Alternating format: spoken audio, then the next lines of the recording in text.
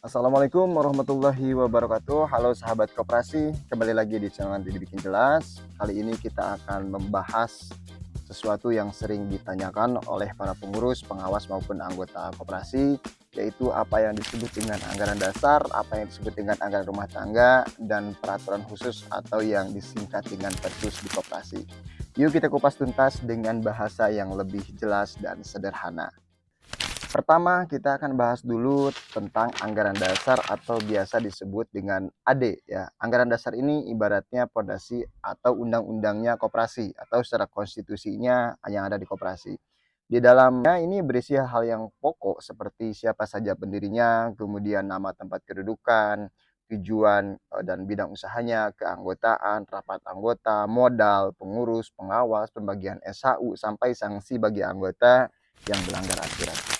Jadi anggaran besar ini sifat dasarnya eh, dia mengikat kemudian dan wajib ada. Tanpa ada anggaran dasar, koperasi tidak bisa berdiri secara sah. Kalau dianalogikan, anggaran dasar ini seperti akta lahirnya koperasi. Kalau anggaran dasar adalah pondasi, maka anggaran rumah tangga atau yang disingkat dengan ART adalah aturan di dalam rumahnya.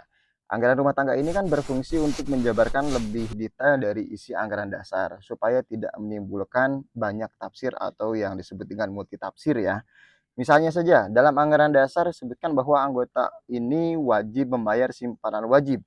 Nah, di anggaran rumah tangga dijelaskan lebih rinci, seperti berapa jumlah simpanannya, bagaimana cara pembayarannya, kapan waktunya, dan apa sanksi kalau tidak membayar. Anggaran rumah tangga ini juga membantu pengurus, pengawas, dan anggota agar lebih jelas dan teratur, serta terstruktur dalam menjalankan kewajiban koperasi. Selanjutnya, eh, ada yang namanya peraturan khusus atau Persus, atau sering disebut dengan Persus ya. Nah, Persus ini adalah aturan teknis operasional yang dibuat oleh koperasi sendiri sesuai kebutuhan dan biasanya ditetapkan melalui rapat anggota. Kedudukan Persus ini ada yang mengikat dan ada yang tidak mengikat dengan anggota terutama. Kalau memang dia mengikat, contohnya seperti ini.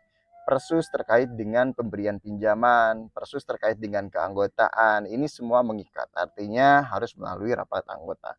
Kalau anggaran dasar adalah aturan dasarnya, anggaran rumah tangga, aturan rumah tangga, maka persus lebih teknis lagi.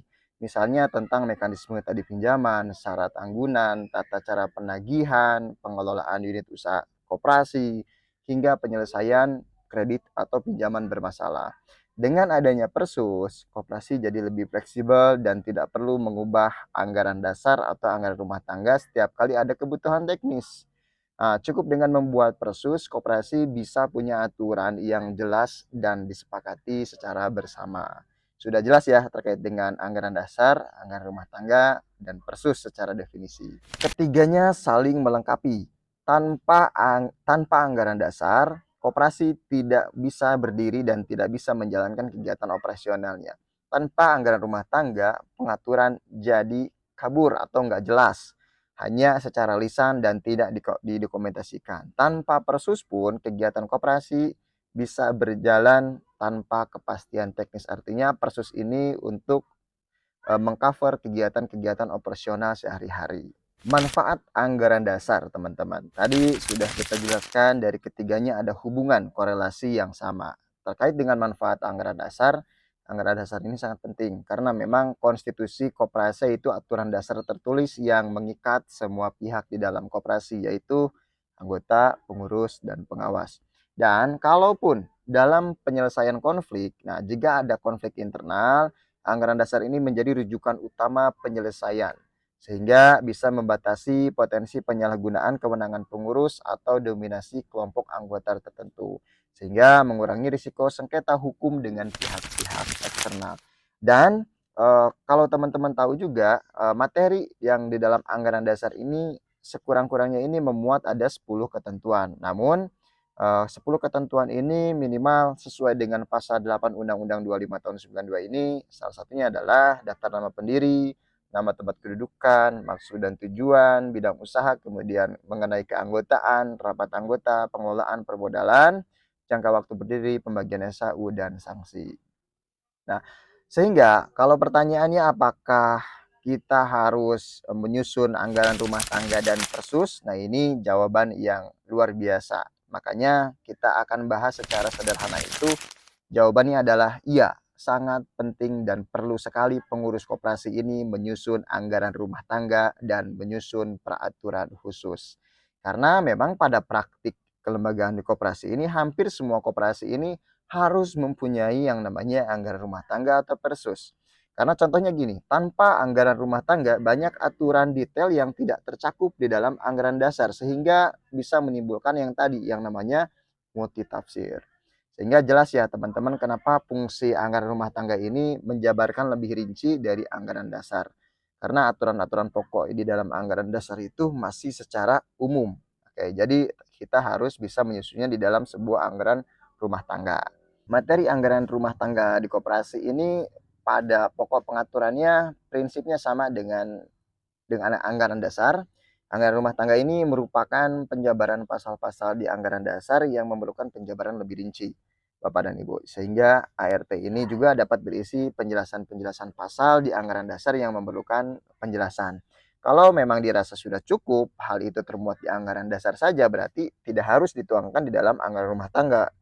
Nah, kemudian anggaran rumah tangga pun dapat diubah setiap saat ya, apabila diperlukan. Bukan berarti setiap bulan, tapi ketika perubahan anggaran rumah tinggi ini memang kegiatan kondisinya yang sudah tidak sesuai dengan real yang ada di koperasi atau secara aktualnya. Dan harus diingat, perubahan anggaran rumah tangga pun harus melalui rapat anggota. Anggaran rumah tangga tidak boleh bertentangan dengan anggaran dasar.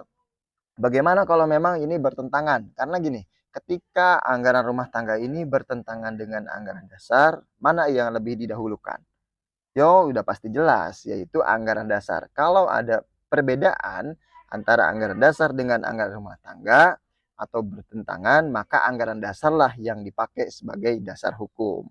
Nah, anggaran rumah tangga juga tidak memerlukan pengesahan dari pemerintah. Namun, kalau teman-teman sahabat koperasi ini ingin anggaran rumah tangganya sekaligus dinotariatkan seperti anggaran dasar, itu tidak menjadi masalah.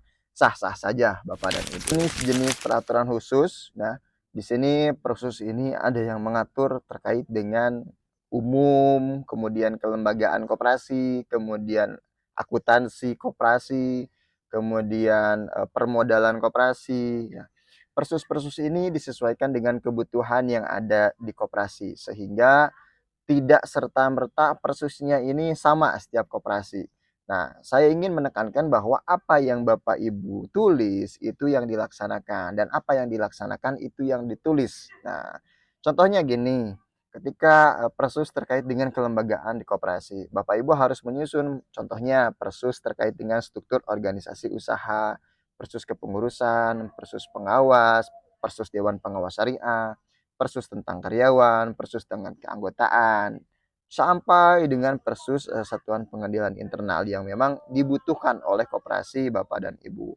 Nah, yang tidak kalah penting adalah dalam aspek Persus akuntansi. Karena koperasi juga diatur oleh Peraturan Menteri Koperasi Nomor 2002/2024 tentang kebijakan akuntansi koperasi.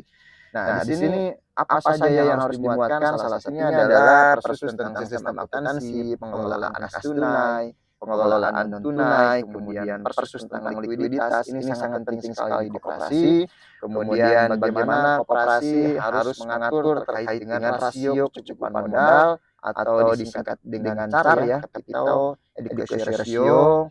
Ini diatur dan namanya Persus.